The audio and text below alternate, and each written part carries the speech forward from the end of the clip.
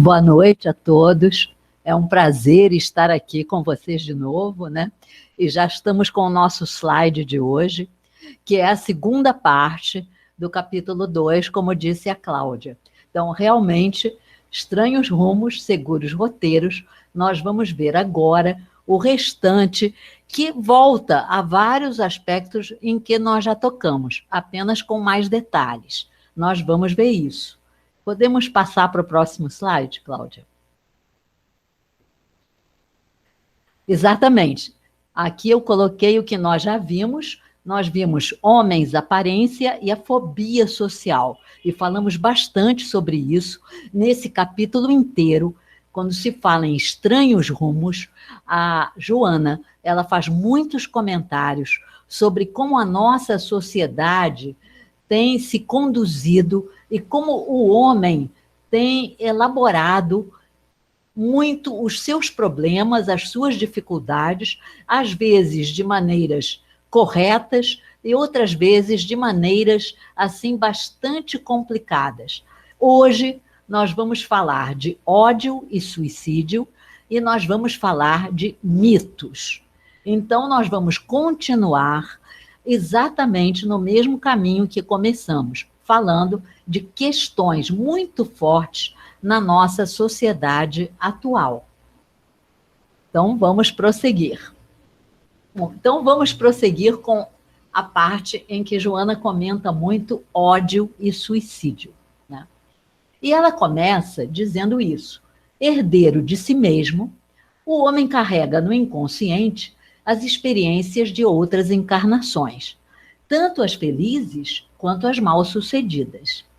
Na vida presente, elas ressurgem, seja como características positivas, seja como situações difíceis em que há algo para aprender. E eu queria fazer alguns comentários que a maioria de vocês já conhece, mas de qualquer maneira, eu acho importante a gente acentuar, né? Porque realmente nós trazemos de outras encarnações questões para resolver, mas também trazemos aprendizagens que nós fizemos, né? Não podemos esquecer isso. Nós também trazemos habilidades que nós desenvolvemos em outras encarnações. Além disso, nós temos que lembrar que as coisas não são mecânicas, quer dizer, nós não... O fato de eu ter tido alguma dificuldade numa encarnação, me conduzir mal, não quer dizer que na vida seguinte eu vou me defrontar com aquilo. Há todo um longo processo e, sem dúvida, dentro da grande misericórdia divina, nós vamos enfrentar aquilo que a gente tem condições. Quando a gente já está mais maduro, a gente vai enfrentar aquilo que a gente escolheu achando que teria condições de enfrentar.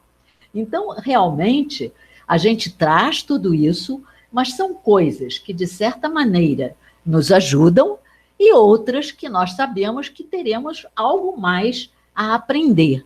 Em nenhum momento se trata de punição, mas se trata de uma nova volta para aprender algo que não foi aprendido antes, né? Então, nós vamos ter que reaprender aquilo, já que não foi possível aprender antes, não conseguimos antes aprender algo que era importante para nós. Agora, o espírito, ele chega com seus recursos que ele deve saber usar para ser bem-sucedido nessa escola que é a nossa vida. E aí, Cláudia, no próximo slide... E aí a Joana volta a comentar que a gente começa ignorante, próximo do animal, e com as muitas experiências que a gente vive, o grande desafio nosso é nos libertarmos, e ela usa esses termos, do forte cipoal das paixões animalizantes, para usar a razão, a inteligência que nos distingue. E realmente é verdade. Essa figura que nós colocamos aí, ela é mais uma figura didática, né? Porque, na verdade, toda a evolução do homem vai se dando, em parte, por um esforço humano e também graças aos arquitetos divinos que vão nos ajudando a evoluir ao longo de todo esse caminho. A gente que acompanhou a Gênese, a evolução prossegue sempre. Então, nós estamos assistidos também dentro de todo esse processo, né? Então, realmente, eu quero chamar a atenção para o que está aqui, porque a gente vai voltar muito a isso. A libertação de paixões animalizantes para um uso da razão, da inteligência especificamente humana. E ficou muito melhor assim. Prosseguindo, vamos para o próximo.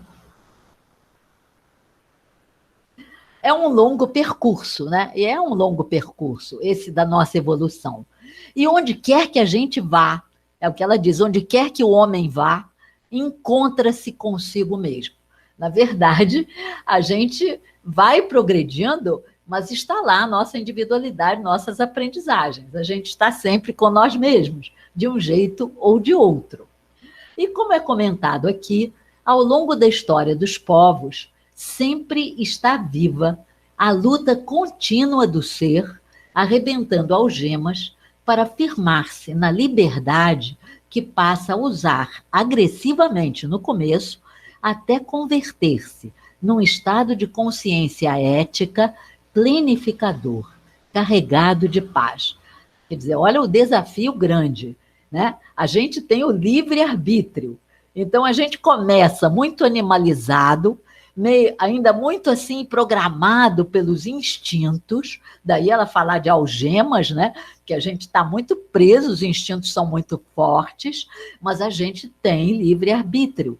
E para nos firmarmos nessa liberdade que nós temos, a gente começa, às vezes, a usá-la de maneira nem sempre adequada, agressivamente, mas muito aos poucos, muito lentamente. Como diz a Joana, o objetivo é chegar a uma consciência ética plenificadora, carregada de paz. Isso não é uma coisa fácil, até porque todos nós, eu imagino quantos de vocês que estão aqui nos assistindo, né, já devem ter passado por situações na sua vida, aquelas situações, às vezes, corriqueiras, em que a gente reagiu mal, a gente se deixou levar pelas emoções, disse coisas que não devia dizer, e aquilo aconteceu, e a gente promete a nós mesmos, na próxima vez, eu não farei isso de jeito nenhum, eu vou me comportar de outra maneira. E, às vezes, passa o tempo, e com aquela mesma pessoa, na próxima vez, a gente começa muito bem e daqui a pouco a gente desce ladeira abaixo e é tomado pela emoção e repete exatamente as mesmas coisas. E depois a gente para e diz, puxa, não deu ainda, não consegui agir diferente. Então, vejam essa coisa que eu dei um exemplo pequeno, que é um exemplo diário, e que eu acho que quase todos nós já vivemos em algumas situações da vida. Pensem nisso de uma forma muito maior, considerando o ser humano tentando se tornar muito mais angelical, tentando se tornar mais puro, tentando se tornar mais racional, mais ético. E não é brincadeira quando ela nos fala de consciência ética plenificadora. Isso quer dizer agir tendo absoluta certeza de que eu reagi da melhor maneira que eu podia, para mim e para todos os envolvidos, né? Uma consciência ética, planificadora, é isso. E isso nos deixa muito em paz quando a gente consegue fazer isso. Mas vejam que nem sempre isso é fácil, até hoje, no nosso dia a dia. E olha que nós já caminhamos um bocado. Mas mesmo assim, há muitos momentos em que, quando a gente para pensar, eu poderia ter agido melhor, eu poderia ter feito isso ou aquilo. E é ótimo quando a gente para pensar, porque isso vai nos ajudar a melhorar na próxima, com toda certeza. Mas é o grande desafio que nós enfrentamos, né? E aí, vamos para o nosso próximo slide. Esse longo percurso que nós temos que percorrer. O homem primitivo, ele teve de lutar contra forças muito poderosas, que o punem, o esmagam, o dominam. A Joana faz esse comentário muito fortemente. O castigo violento humilha o ser aprisionado, que não se pode defender nem justificar. Porque para o homem primitivo, essas coisas da natureza terríveis que acontecem são coisas que significam castigos divinos, né? Algo que ele não entende e como para ele, né? Tudo que era inexplicável era divino, vinha de seres superiores, eram castigos enormes, é uma desproporção muito grande. Eu coloquei aí uma imagem. Então, vejam, o homem pequeno diante de tudo isso. Eram coisas muito fortes que ele interpretava como punições, né? E o homem era muito pequeno diante disso. Eram questões cataclismas do ambiente, né? Da Terra. E como comenta a Joana, essa impossibilidade de enfrentar o imponderável, mais tarde, no ser humano, se apresenta camuflada em forma de rebelião inconsciente contra a existência física, contra a própria vida, contra a vida em si mesma. É a sensação de que a vida traz coisas injustas, a vida realmente nos prega peças muito grandes. E isso acaba, na medida em que nós somos seres que estamos aqui há muitas e muitas encarnações, e que dentro de nós estão gravadas todas essas experiências, né? Lá nas profundezas, essa sensação de ser esmagado, de não poder reagir diante de algo muito forte, pode criar, e cria realmente uma sensação de injustiça, de que a vida é violenta demais, que não mereço isso. E é por isso que ela comenta essa espécie de rebelião inconsciente contra uma vida difícil, uma vida dura, né? Prosseguindo, nós vamos ver. O homem teme esses deuses opressores, né? E durante uma boa parte, nós passamos temendo muito deuses vistos como opressores. E isso durante muito tempo, né? Mesmo depois da vinda de Jesus, que trouxe toda uma outra visão, a gente ainda continuou, principalmente dentro de toda a instituição humana que foi a igreja, ela ainda foi vista durante muito tempo. Eu diria que até hoje há pessoas que ainda veem Deus como aquele velhinho pronto para nos castigar, que está lá no meio das nuvens, de olho aceso, olhando tudo que a gente faz de errado e pronto para mandar os seus raios sobre nós. Então, essa visão ainda existe para muita gente. Mas é claro que o homem, ao temer Deus, esses deuses opressores, não tem amor. Quando a gente tem medo, não existe amor, né? Essas coisas não andam juntas. É muito difícil a gente amar quem a gente teme. E na medida em que o homem não ama esse Deus, ele é compelido a negociar a felicidade mediante oferendas e cultos, extravagantes ou não. Já que esses deuses são tão poderosos, se eu quiser alguma coisa, eu tenho que fazer ofertas, eu tenho que fazer coisas para que esses deuses possam me atender. E, lentamente, o homem passa a uma atitude formal, a uma atitude que não é verdadeira, é muito mais por medo, em prejuízo da realidade. Quer dizer, aqueles deuses, na verdade, de quem eu tenho medo, ou aquele Deus que eu temo, então eu tenho que andar direitinho, porque eu tenho medo dele. Mas não é por uma escolha consciente, não tem amor aí. Ou seja, o homem passa a praticar os cultos externos por conveniência social e religiosa, sem verdade interior. E isso é uma coisa complexa, porque a gente vê, inclusive, muito em promessas que as pessoas fazem, e eu às vezes brinco com alguns amigos meus que querem cumprir a promessa antes, para ter certeza que vão conseguir o que querem. E eu digo, é um suborno, vocês estão subornando Deus, porque realmente é muito engraçado isso. Ou seja, Deus passa a ser visto como algo utilitário, que eu vou utilizar, ele é um prestador de serviços que eu vou utilizar conforme as minhas necessidades. E realmente, sob esse aspecto, não há uma proximidade, não há uma relação de amor, e eu não estou crescendo na direção da espiritualidade, né? Eu estou vendo esse Deus de uma forma que não tem nada a ver com a compreensão, ao contrário, de que tudo vem do Espírito para nós. E que, na verdade, o nosso grande papel é nos aproximarmos desse Deus, pelo amor, por nos identificarmos mais com Ele, né? É um Deus próximo, mas isso existe pouco ainda, na verdade, né? Infelizmente, ainda muitas vezes é visto como conveniência. A gente só se lembra dele na hora ou da necessidade ou para aparentar que está tudo bem, então eu estou indo, eu estou cumprindo, então está tudo bem, estou protegido, vai dar tudo certo.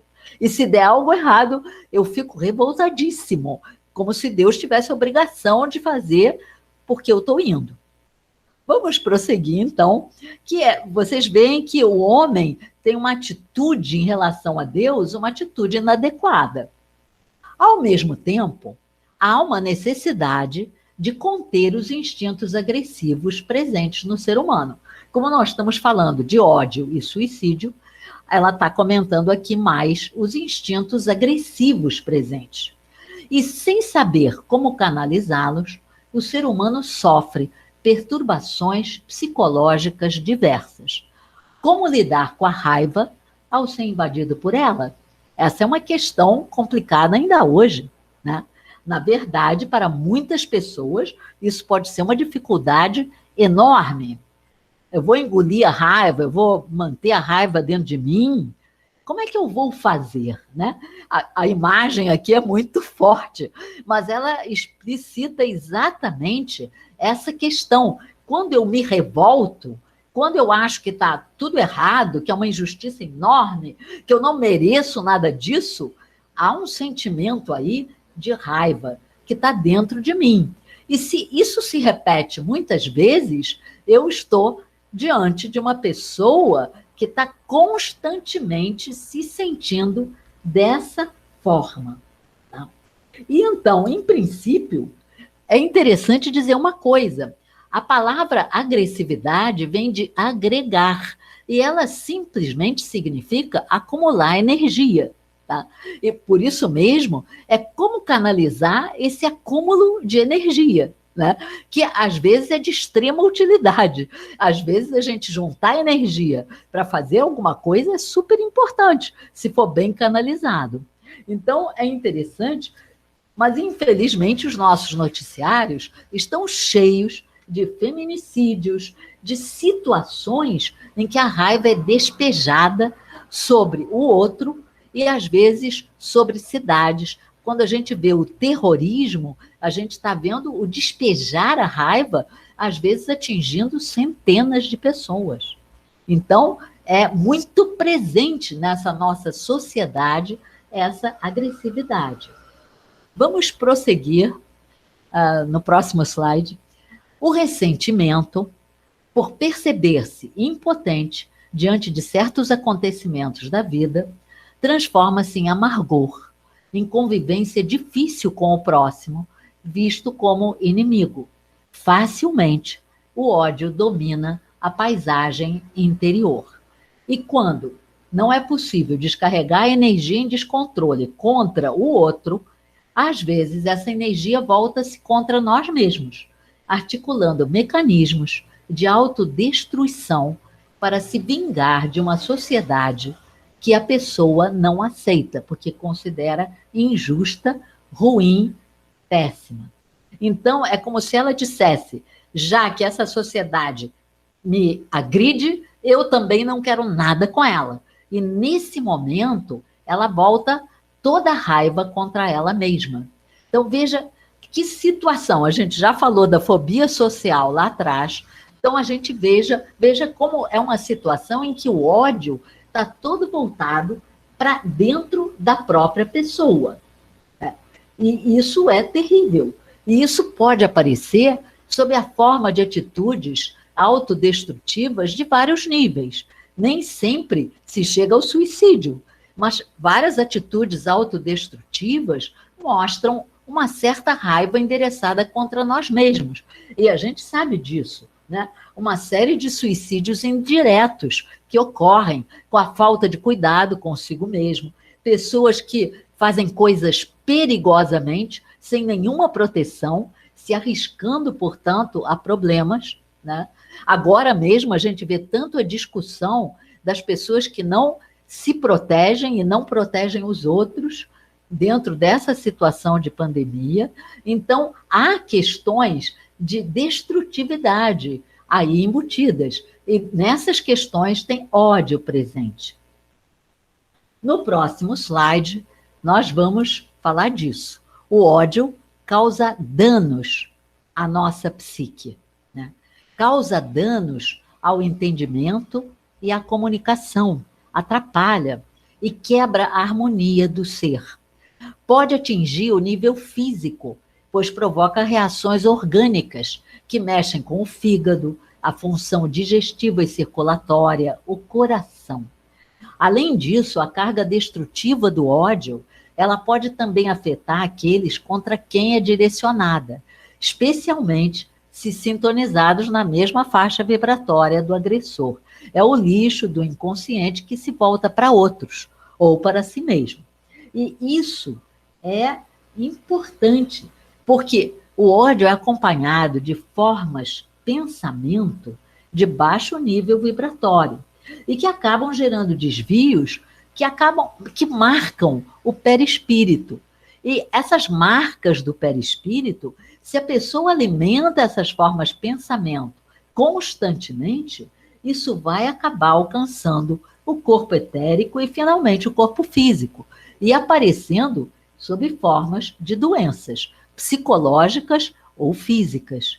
Então, realmente é incrível como é que o ódio ele pode prejudicar profundamente as pessoas. E, às vezes, ele pode passar despercebido. Às vezes, as pessoas não dão muita importância a isso. Mas, na verdade, nós somos seres multidimensionais, sensíveis, delicados. E o ódio é uma agressão permanente que a gente está passando. Eu até coloquei ali uma bomba, né, que está pronta para explodir em algum momento. Prosseguindo, nas patologias depressivas, são as palavras de Joana, há muito fenômeno de ódio embutido no enfermo, sem que ele se dê conta disso, levando à negação de viver. Porque, na verdade, há um ódio até contra si mesmo muito grande. Cresce uma atitude de indiferença pela vida, temor de enfrentar situações novas e pessimismo que decorrem de mágoas e ressentimentos, de raivas não expressas nem digeridas. Isso é uma coisa muito importante para a gente pensar. Nós falamos ali atrás, né, do ódio para ser canalizado, né? Porque a gente não pode evitar certas emoções, certos sentimentos na nossa vida.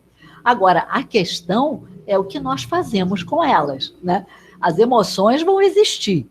Agora, como é que nós lidamos com elas? E aqui, quando muitas vezes a depressão, ela tem origem em mágoas e ressentimentos e situações de raiva em que nós não podemos nos expressar, né? Eu já ouvi discursos de pessoas que na infância receberam castigos muito violentos e que, com isso, não podiam reagir pela diferença de tamanho. E o que acontece com isso? Há um ódio que fica ali dentro, e que não teve condição de se expressar. Aquele ódio contido vai futuramente se transformar ou num ódio voltado contra a sociedade ou num ódio voltado contra si mesmo. E eu sempre digo, a emoção não evapora, não tem como, ela não dá para evaporar, ela vai ter que sair de alguma forma. Então, quando a gente diz aqui raivas não expressas nem digeridas, é porque, às vezes, eu não preciso ter um ataque de raiva. Eu posso esperar me acalmar, mas às vezes é necessário conversar sobre uma situação que me incomodou. E conversar sobre ela vai ser importante para eu poder trabalhar aquilo. Então, se eu não digeri aquilo, se eu não trabalhei, se eu não conversei sobre aquilo, aquilo vai ficar dentro de mim. E fatalmente pode se transformar numa mágoa, numa marquinha que, acrescentada de mais outra e mais outra, vai acabar criando um campo minado dentro de mim. Então, realmente, isto é muito importante. Quando a gente pensa, como eu trabalhei durante bastante tempo com orientação educacional em escolas de comunidades, e a gente vê, às vezes, castigos dados com uma boa intenção, mas com muita violência, essas coisas, elas marcam profundamente um ser que ainda é jovem ou é criança. E isso, no futuro, se não for de alguma maneira trabalhado, vai criar futuramente alguém muito revoltado, né? Então, veja, as próprias patologias depressivas, elas têm ódio dentro delas, um ódio voltado para si mesmo e, às vezes, uma vingança da sociedade, como a gente já falou antes. Prosseguindo, por favor.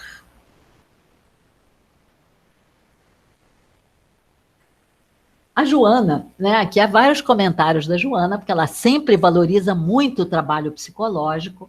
Ela comenta que há correntes psicológicas atuais que preconizam como terapia a liberação da agressividade, pretendendo a conscientização e o enfraquecimento das tensões.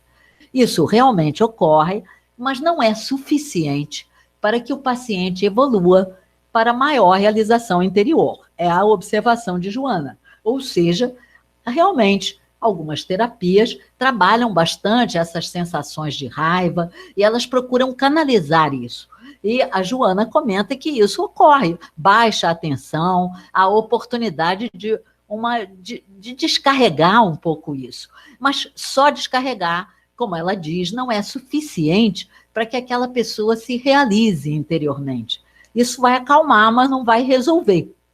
E aí ela comenta que o importante será trabalhar terapeuticamente para canalizar de forma positiva as forças humanas, suavizando as pressões, eliminando as tensões através de programas de solidariedade, recreio e serviços compatíveis com a clientela, com cada pessoa.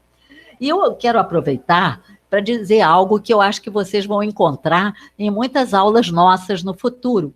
A Joana sempre valoriza muito o trabalho psicológico, na medida em que, se faltar equilíbrio emocional, sem um certo equilíbrio emocional, fica muito difícil para o ser humano crescer espiritualmente. Um certo equilíbrio emocional é necessário. E por isso, Joana, muitas vezes, ela preconiza um trabalho psicológico como uma ajuda para nós sermos mais felizes, para desenvolvermos uma autoestima que nos permita acreditar em nós e realmente poder crescer espiritualmente. E isso vai acontecer inúmeras vezes nos próximos livros. Aqui ela já faz uma referência a isso, e isso vai acontecer em outros momentos. Porque nós criamos uma sociedade que não é fácil de lidar.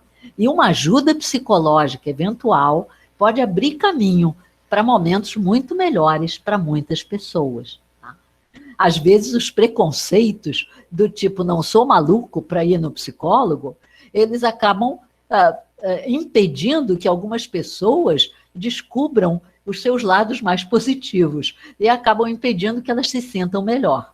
Então, a Joana vai voltar muito a isso várias vezes. Prosseguindo, se a repressão do ódio não é a solução pelos males que causa ao ser humano, quer dizer, guardar o ódio dentro da gente não é uma boa coisa, também é totalmente inadequado despejar uma agressividade destrutiva sobre o próximo, porque isso sempre vai ter efeitos negativos para todos, sem sombra de dúvida, gente. Porque todo tipo de agressividade tende a despertar raiva do outro lado também. E há uma forte possibilidade disso se transformar numa escalada. A gente vê isso numa escalada, cada um fazendo coisas piores para o outro. A gente pode ver isso até a nível de país, quando a gente acompanha os noticiários e a gente vê que, de repente, um país faz uma desfeita diplomática para o outro responde de uma maneira a também criar um problema. E a gente começa a assistir a um crescimento de tensão que se torna ameaçador. No nosso mundo de hoje, pode levar a coisas muito graves. Então, na verdade, essa agressividade solta e trocada, ela só vai trazer problemas. Isso não vai nos trazer soluções. Realmente não vai nos trazer soluções. Podemos prosseguir. Neste slide, coloquei aqui, é bom lembrar que o homem é um pássaro cativo fadado a grandes voos, equipado com recursos superiores. São palavras de Joana. Então, é um ser multidimensional, como a gente falou na primeira parte desta palestra. É um ser lindo, é um ser cheio de luz. Então, esse ser se perder no ódio, na destrutividade, é uma pena, porque ele não é isso, ele é muito mais do que isso. Então, o homem é um ser criado para evoluir. Ele começou no instinto, ele tem que evoluir para a razão, o próximo passo é a intuição e o passo final é a perfeição. Nós estamos aqui para virar anjos, arcanjos, seres angélicos. Então, o nosso caminho é esse aqui, é o caminho do nosso crescimento, é esse, é partir do instinto para a razão, para a intuição e para a perfeição, tá? Então, vejam que neste capítulo a Joana está falando muito dessa passagem do instinto para a razão. Mas quando a gente fala em intuição, a gente está falando de uma forma de conhecimento que é superior à razão, é muito mais rápida. A razão é o raciocínio, que vai aos poucos, lógico, uma coisa atrás a outra. Na verdade, a intuição é um conhecimento rápido, imediato, seguro, muito mais rápido, e essa é a nossa próxima etapa. E quanto mais a gente progride no caminho espiritual, com certeza mais a nossa intuição vai se desenvolvendo. E, finalmente, nós devemos chegar a um nível difícil, não temos como falar dele, mas um nível de um conhecimento de tudo muito maior, um conhecimento perfeito de tudo.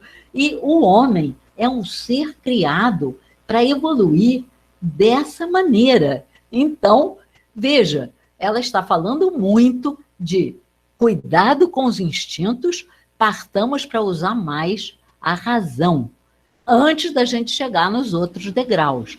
As coisas vão aos poucos, lentamente elas vão acontecendo. E podemos passar para o nosso próximo slide. E aí Joana comenta que todos nós enfrentamos limites na vida. Ninguém está aqui, é um planeta de provas e expiações, então ninguém está aqui para ter uma vida maravilhosa, tudo maravilhoso, nenhum problema. Não é bem assim. Todos nós temos limites que temos que enfrentar. E o comentário de Joana é forte a esse respeito, e ela já tocou nisso ao falar dos homens aparência. Às vezes, pessoas extrovertidas e ruidosas que passam de uma atividade a outra apenas estão fugindo da solidão e do vazio interiores. Algumas vagueiam por lugares de diversão num movimento sem rumo e sem real alegria.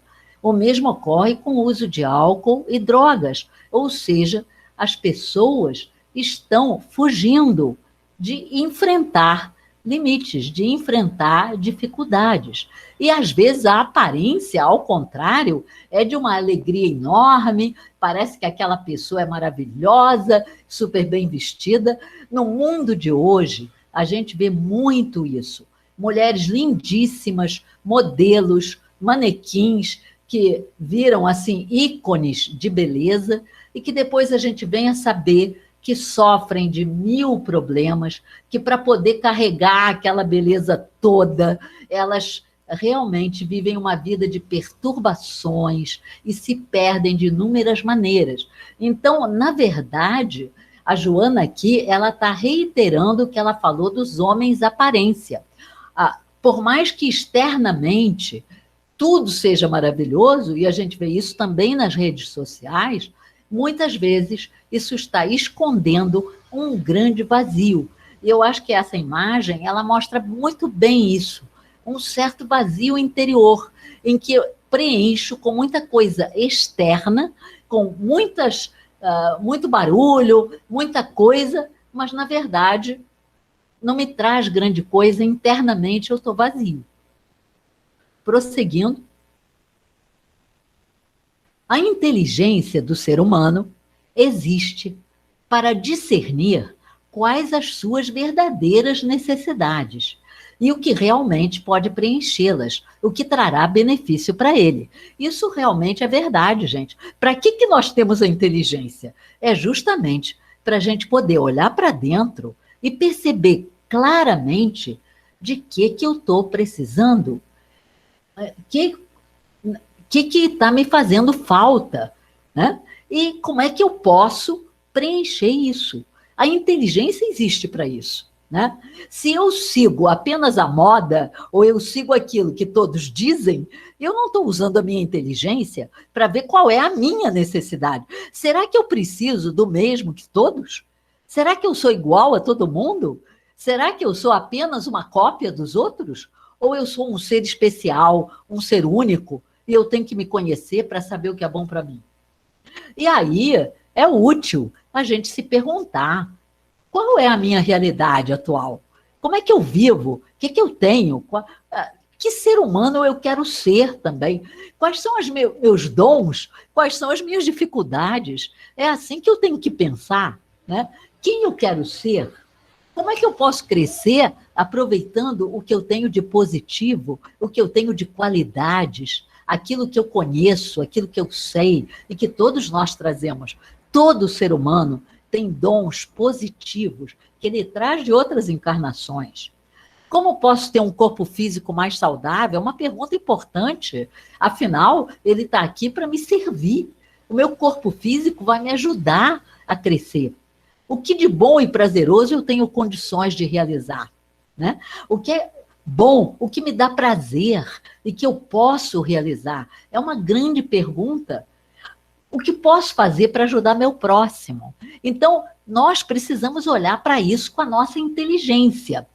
Vejam, quando eu coloquei aqui, o que de bom e prazeroso eu tenho condições de realizar, isso tem muito a ver, às vezes, com a escolha de uma profissão, com a escolha do que eu quero fazer. Eu posso escolher isso em função do ter. Escolher a profissão que dá dinheiro, mas que não é o que me dá prazer, não é o que eu mais gosto. Mas dá dinheiro, então a família inteira diz: vá por aqui, que aqui é que você vai bem. Mas provavelmente eu vou ser bastante infeliz em muitos momentos naquela profissão. E às vezes eu até abandono mais tarde, quando eu acordo e digo assim: mas não é isso que eu gosto, eu quero fazer outra coisa. Tá? Então, realmente, o amor que eu tiver pelo que eu faço vai me transformar num ser especial e eu vou fazer de um jeito especial, porque eu gosto daquilo. E certamente eu vou me destacar, mas é preciso que eu use a minha inteligência para fazer essas escolhas, que eu pense com a minha própria cabeça e não seja uma cópia daquilo que me é proposto. Prosseguindo. E aí, a Joana faz esse comentário. Se a gente precisa transformar algo para crescer, se a gente se dá conta de que eu tenho que mudar algumas coisas, certamente haverá incertezas e oposições naturais no caminho. Mas isso é parte do processo.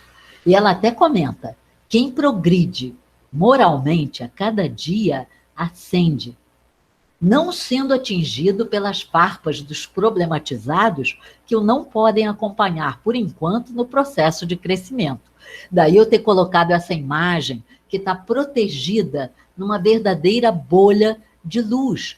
Porque quando realmente eu estou progredindo, crescendo moralmente, pode discutir quem quiser, podem me reprovar o quanto quiserem, que eu estou protegido, eu vou crescer. Se isso é verdadeiro, se eu estou fazendo honestamente o que eu acredito que é o melhor para mim, o mais correto e para os outros, eu vou ter ajuda espiritual, eu vou ter proteção, eu não tenho que me preocupar tanto assim com o que vão falar. Se eu estou sendo autêntico, verdadeiro e seguindo a minha consciência, que tende a se tornar cada vez mais sutil, que tende a se tornar cada vez mais clara para mim, me mostrando o caminho. Então, como diz a Joana, o fato de haver críticas, de haver oposições, faz parte. A gente não precisa se impressionar tanto com isso, o que é uma verdade no mundo de hoje. Outro dia, nós, mesmo no nosso grupo, estávamos comentando, a propósito de Joana, como essa sociedade em que a gente vive, às vezes ser muito honesto é visto como ser bobo, como não ser esperto, como ser, sabe, inadequado, porque não soube explorar as coisas. E, na verdade, não é agir corretamente. Então, como se diz aqui, isso faz parte de todo o nosso processo realmente. E prosseguindo,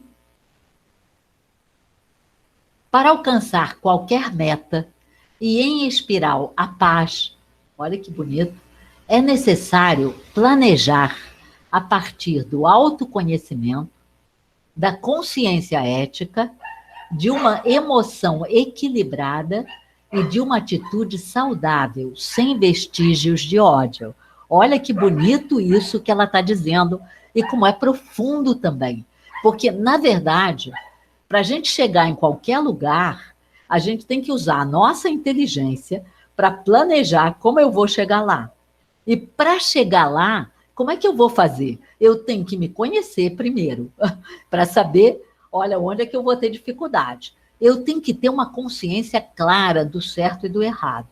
Eu tenho que, do ponto de vista psicológico, ter um certo equilíbrio psicológico.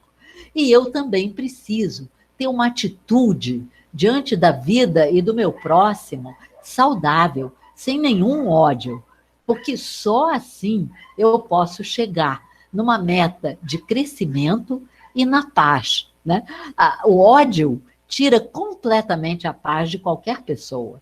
Então, sem vestígios de ódio, eu acho interessante ela comentar em espiral a paz. A paz como se fosse o maior dom que nós podemos alcançar, a paz interior, né? E então, eu até coloquei aqui a figura de Cristo pensando, como ele tantas vezes fazia, que ele se retirava para meditar, para pensar. E realmente, a gente tem a inteligência para isso, né?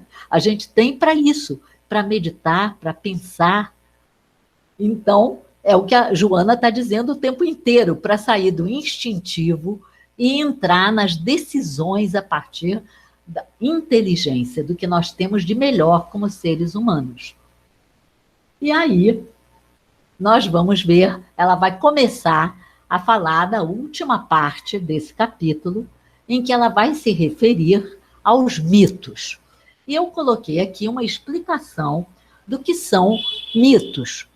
São narrativas que expressam a relação do homem com o invisível e explicam as origens da vida e os acontecimentos que ele não consegue compreender. Então, os mitos são histórias, né? São narrativas que contam como é que a vida começou, como é que as coisas aconteceram e explicam tudo aquilo que o homem não é capaz de entender. Então, em geral, há histórias para cada cultura, Cada povo tem os seus mitos, tem as suas explicações, e alguns são muito lindos, e a gente vê isso também em várias religiões, cada um com os seus mitos diferentes. Eles variam bastante conforme a cultura de cada grupo. Tá?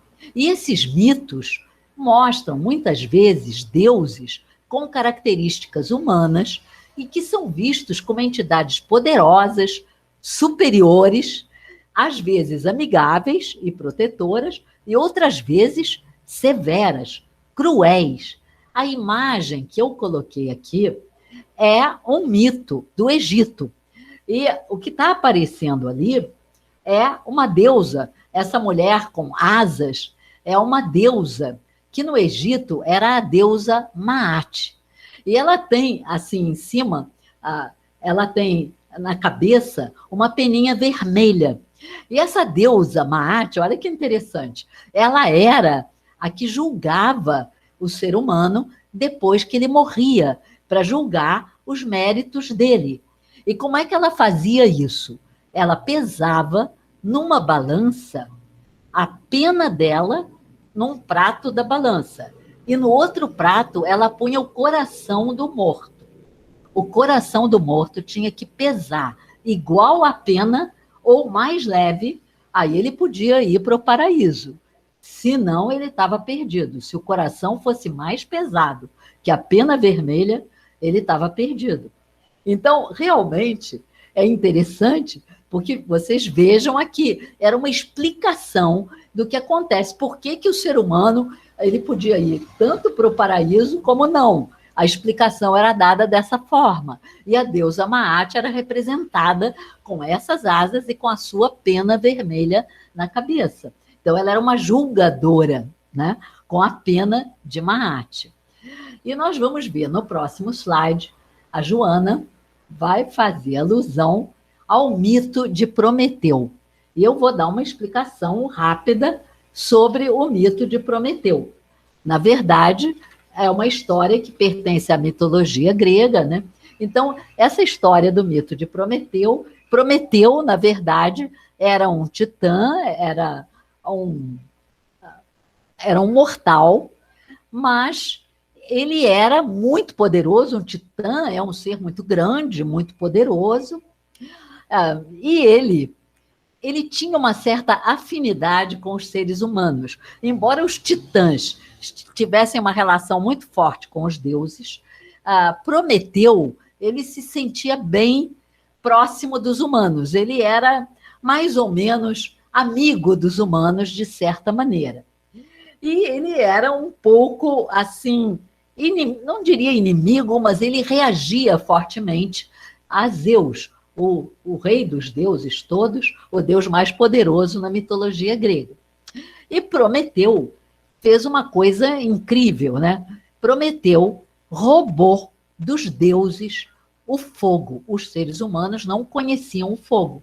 E Prometeu, de acordo com o mito, com a história, ele roubou o fogo e ele entregou o segredo de fazer o fogo aos humanos. E com isso, os humanos adquiriram um grande poder, porque a partir do momento em que os humanos dominaram o fogo, eles puderam crescer bastante e aprender muita coisa. Agora, o que aconteceu foi que Júpiter, que era o rei dos deuses, ficou furioso, e não só ele, todos os deuses ficaram com muita raiva de Prometeu e fizeram o seguinte: ele foi condenado a ser amarrado num rochedo e todo dia vinha uma águia que comia o fígado dele.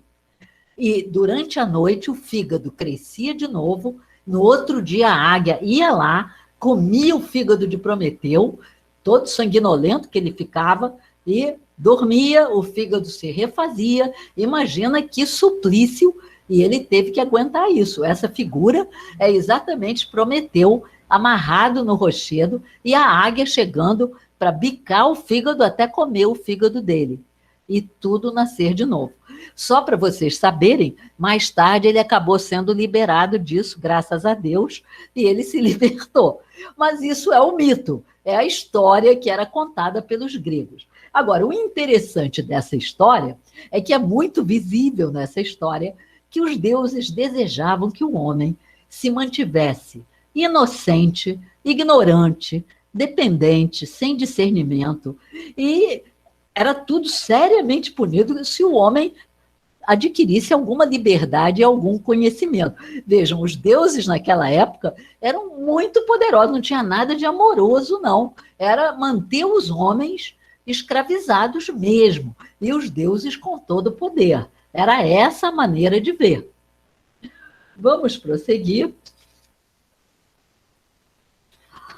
Mais tarde, e a Cláudia fez menção a isso na segunda aula, o filósofo e matemático Descartes, em 1637, ele passou a definir o homem pela sua capacidade de pensar, de usar a inteligência. E aí, era a época do Renascimento, abandonaram-se, já era depois um pouco do Renascimento, abandonaram-se as fantasias em nome da racionalidade, e as narrativas míticas perderam a importância, porque eram histórias. E aí foi ficando claro que o que valia era a inteligência do homem e, aparentemente, as fantasias dos mitos, aquelas histórias, perderam a seriedade, deixaram de ser importantes e passou-se a acreditar, basicamente, na inteligência humana. E a verdade é que, a partir do Renascimento, o ser humano evoluiu muito, as ciências começaram a progredir bastante, mas o fato é que, apesar de todo esse progresso da ciência, muitas perguntas ainda ficaram sem resposta, e algumas estão sem resposta até hoje, tá? E como nós temos o precioso dom da imaginação, essa imaginação continua presente na nossa vida. E o resultado é que hoje a gente se dá conta de que os mitos estão lá de novo com os super-heróis. Olha só, essas histórias míticas, elas reaparecem nos super-heróis fantasiosos de filmes e histórias para crianças e adultos. Super-Homem, He-Man, tem umas personagens japonesas superpoderosas e muitos outros. Ou seja, o que se vende de filmes, de histórias, de programas de televisão calcados em super-heróis, muitos, e que, de certa maneira, é como se fosse um jeito moderno, né, da gente voltar aos mitos. Isso é curioso. Vamos para o próximo slide? Olha o próximo slide. Com a robótica, né, com o avanço nosso nas máquinas, tem heróis que são meio máquinas, meio vivos, né? E que passaram a povoar a imaginação juvenil e que estão quase sempre envolvidos na luta contra o mal.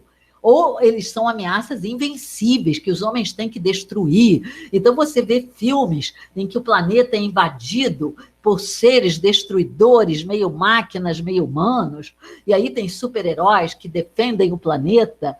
Ou seja, nós estamos, de certa maneira, de uma forma moderna, voltando àquelas lutas dos homens primitivos, só que agora muito mais equipados. Científico, as invasões são planetárias, quer dizer, mudou tudo, mas o ódio, a briga, a violência estão lá de novo, expressos de muitas maneiras. Tá? Então, isso é muito interessante, quer dizer, olha como a gente, de certa maneira, mesmo com toda a inteligência mais desenvolvida, ainda mantém tudo isso dentro da gente. Vamos para o nosso próximo slide. Essa mistura de realidade e ficção, ela alimenta os jovens e, como diz a Joana, eles passam a confundir as suas possibilidades limitadas com as grandes conquistas da fantasia, que são remotas, são falsas. E perturba-se a visão clara da realidade de cada um, de seu potencial e das limitações que ele precisa vencer no mundo real. Porque as dificuldades são resolvidas por seres mágicos, invulneráveis, quase invencíveis. E as situações de luta entre o bem e o mal são simplistas. Elas expõem uma cultura superficial e violenta. Na verdade, as armas são equipamentos de vingança em nome da justiça. É o que eu disse, é a violência de novo presente. E é interessante porque é uma luta do bem contra o mal, mas tanto o lado do bem contra o lado do mal matam, esfolam, pintam e bordam, agem da mesma maneira, o que é um negócio muito interessante. Quer dizer, na verdade, o que a gente está propagandeando e que os jovens têm na cabeça é uma competição extrema, é uma luta de força, é isso que está aparecendo. E como diz a Joana, é uma mistura de fantasia que faz com que o jovem não aprenda a olhar realmente qual é a verdadeira situação dele, onde é que estão as suas vantagens, que limitações ele precisa enfrentar para crescer na vida. E, ao contrário, parece que tudo pode acontecer por mágica, tá? E a gente sabe que não tem mágica. Ou nós evoluímos, mas não há mágica, depende da gente. Prosseguindo. Aí Joana comenta que a falência do individualismo industrial, que cada um fazia o seu pedacinho de trabalho, né? Que era um trabalho em migalhas, cada um apertava um parafuso, e a decadência do coletivismo socialista, as ideias de conseguir realmente ter uma sociedade equalitária, deram lugar a novas formas de afirmação hoje, em que o mais importante é a imagem externa, é o parecer. Daí os homens aparência. O parecer é mais importante do que o ser. Confunde-se autorrealização com sucesso, fama, desprezo pelo geralmente aceito e considerado. E isso predomina sem nenhuma reflexão mais profunda. E eu queria convidar vocês, já estamos chegando perto do final, que quando a gente fala em autorrealização, a gente está dizendo que cada um tem que realizar o seu potencial, o que é dele. E nós somos todos diferentes uns dos outros. Então, a gente se realiza quando a gente realmente consegue colocar nossos dons em ação. E isso gera uma sensação de muito prazer e de realização.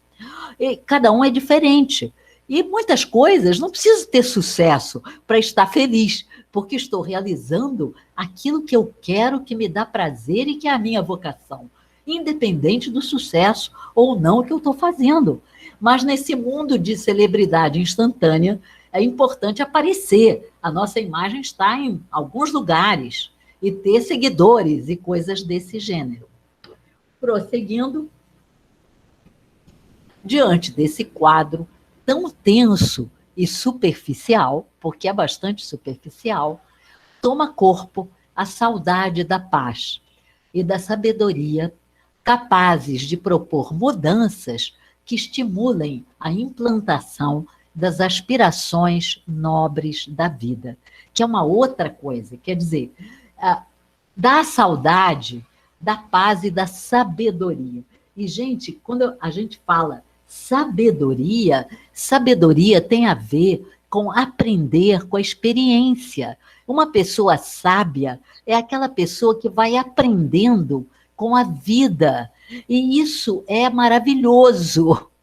Agora, é o contrário das pessoas que repetem sempre a mesma experiência, sem aprender nada. Às vezes a gente ouve pessoas dizerem: eu já tenho muita idade, tenho muita experiência. Depende. Se ele repetiu a mesma experiência a vida toda, ele só tem pouca experiência.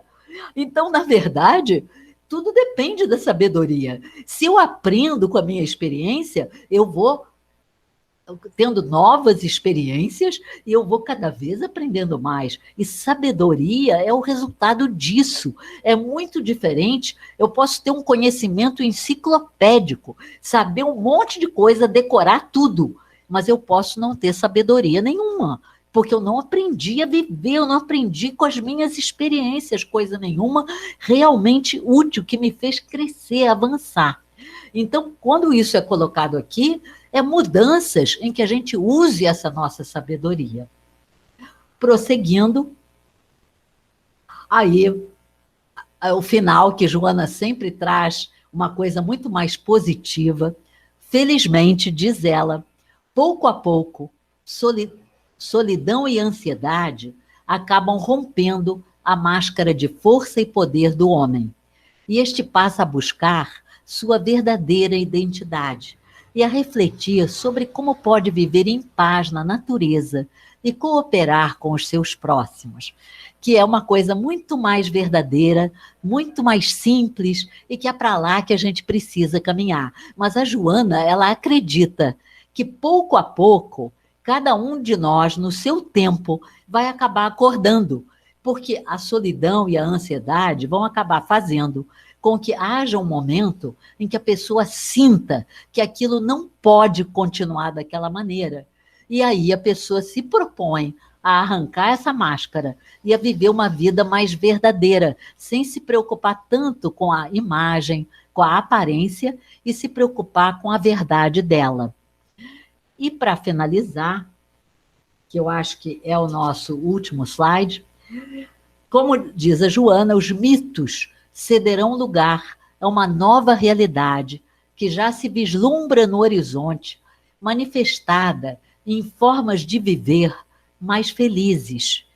E por que a gente diz que já se vislumbra no horizonte? Realmente, se a gente olhar em torno, já há iniciativas tentando viver de formas diferentes, tá? Há pessoas que estão procurando alguns estão procurando ir para o interior, há pessoas criando ecovilas, que andam criando, fazendo experiências de viver em pequenos grupos, de outras formas. Então, está se procurando cada vez mais maneiras diferentes de viver que possam ser mais felizes. Mas o importante, como diz Joana, são formas que valorizem a disciplina, gente. Aliás, Joana dá muito valor à disciplina e à vontade, porque sem isso a gente não cresce. Se a gente não tiver um mínimo de disciplina, a gente não faz nada. A consciência de nós mesmos e o controle adequado dos instintos. Isso, sem dúvida, é de uma importância grande. O amor e respeito por si mesmo. O auto-amor é fundamental e o respeito por nós mesmos. Porque a minha palavra é a minha palavra. E uma vez dada, ela é válida, porque é a minha palavra. Porque eu me respeito, né? O amor e respeito pelos outros. E o respeito às autoridades legítimas. E tudo isso foram exemplos que Jesus nos deu. Ele nos deu exemplos de tudo isso. Do respeito à autoridade, do amor e do respeito pelos outros e por ele mesmo. Em nenhum momento ele perdeu a dignidade. Em nenhum momento ele deixou de falar a sua verdade, nem na hora da cruz. Então, na verdade, eu coloquei essa imagem porque aqui a Joana já está nos dando um certo caminho, né? Aqueles estranhos rumos, caminhos seguros. Ela está nos dando a tônica do que seriam caminhos seguros. E aqui a gente termina esse capítulo 2 do Homem Integral. E eu vou pedir agora que nós todos nos concentremos e vamos fazer a nossa prece ao final desta noite. Então, ao final desta conversa, nós pedimos a Jesus, a Joana de Ângeles e a João Batista que deixem em nossa mente e em nosso coração a luz dos ensinamentos que partilhamos, a fim de que esses ensinamentos nos ajudem durante a semana e nos ajudem a ser melhores, às vezes em pequenas coisas, em eventos do cotidiano, que eles permaneçam dentro de nós como lembretes e que eles possam chegar até as nossas ações, além de ideias que, com a ajuda de nossos mentores, eles se transformem realmente em inspiração para a nossa prática, porque isso vai nos tornar mais amorosos, mais confiantes de prosseguir no caminho que Joana, especialmente, abre para nós. E é um caminho em que ela nos faz refletir sobre onde estamos, para onde pretendemos ir e quanta coisa nós temos dentro de nós para nos ajudar nesse caminho. Então, o que vai nos ajudar é a certeza que nós temos, como espíritas, que haja o que houver, tudo será para o nosso bem, dentro da proteção amorosa de nosso Pai, de nosso irmão Jesus, de nossos mentores e de nossa mestra, a querida benfeitora Joana de Ângeles. Que a semana seja uma semana feliz e de aprendizagens para todos nós. E eu peço permissão para encerrar aqui todo o nosso trabalho de hoje, desejando tudo de bom a todos aqui. Muito obrigada. Graças a Deus.